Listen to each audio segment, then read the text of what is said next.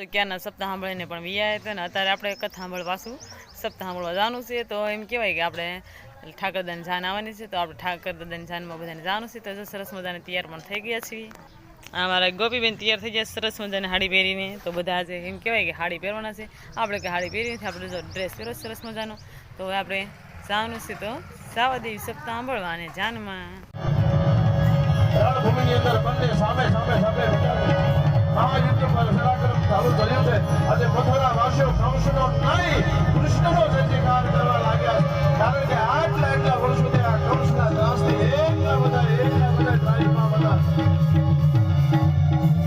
રણભૂમિની અંદર મહાસંગ્રામ.